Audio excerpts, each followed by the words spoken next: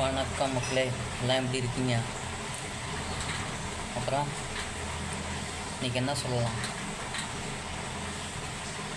என்ன சொல்கிறதுனே தெரில இப்போலாம். ஏன்னா வச்சுக்கோங்க, மக்களுக்கு பிடிச்ச மாதிரி மக்கள் வாழணும். எனக்கு பிடிச்ச மாதிரி இல்லை, அரசியலுக்கு பிடிச்ச மாதிரி, அவங்களுக்கு பிடிச்ச மாதிரி, இவங்களுக்கு பிடிச்ச மாதிரி வாழ்கிறத விட உங்களுக்கு பிடிச்ச மாதிரி வாழுங்க. ஓகேவா? அது சொல்ல தான் வந்தேன். சரி, ஓகே. எல்லாம் நல்லா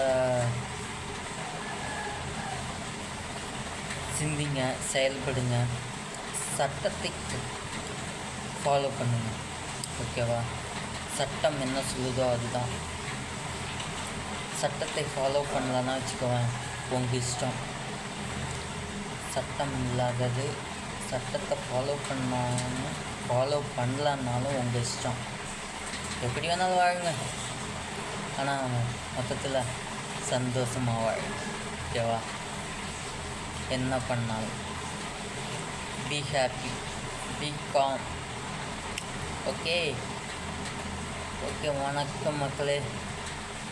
இந்த நாள் நம்ம சந்திக்கலாம். நல்லா ஜாலியாக வாழ்க்கையில் முன்னேறுங்க, உழைங்க, பாடுபடுங்க, விவசாயத்தை காப்பாற்றுங்க, நல்லா சம்பாதிங்க, குடும்ப குட்டியோட சந்தோஷமாக இருங்க.